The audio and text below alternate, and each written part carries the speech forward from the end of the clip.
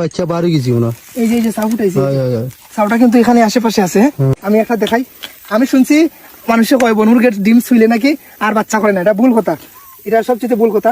এই যে দেখেন, এই যে দেখেন বনমুরগের ডিম, মানে এই মুহূর্তে মনে হয় বাচ্চা করছে না। আসলে একদম টাইমিং মতো আইছি, বাচ্চাটা হইছে সময় খানো আমরা পাইছি, বাচ্চাটা মাইনিয়া বাগছে।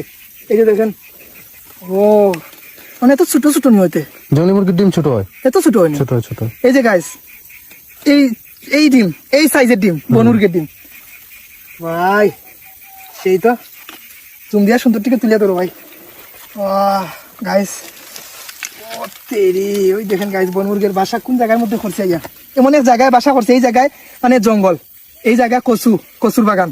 চাইলে ওখানে করতে পারে, ওখানে করতে পারে, কিন্তু করে না, কারণ এখানে মানুষে হাঁটাহাঁটি করে, আনারস চেক দেয়, আনারস পারে, আনারস খাটে, কিন্তু এই জায়গায় খেয়ে না। হ্যাঁ, বহুত কিন্তু চিন্তা ভাবনা করে বানাইছে আমাকে। আর এই যে দেখেন গাইস, এদিকে লামো না ভাই, দেখাও না সুন্দর দিকে, আর আইমুখ কোন দিন আর ফাইমুখ কোন দিন, এরকম সিন। সেই চোখের সামনে বনমুরগের বাসা।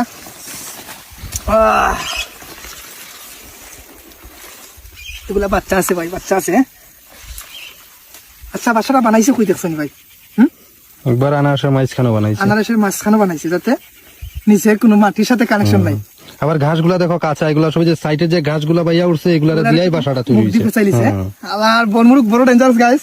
এই যে নিচে ঘাস উঠছে, ঘাস সে টানিয়া নিয়া পেছাইয়া, মানে কাঁচা ঘাস দিয়া, কাঁচা ঘাসের গাছ দিয়া গাছটা খাটছেও না তারা, আছে না বাদা ফাতা লতা কাঠ দিয়া বাসা বাঁধে।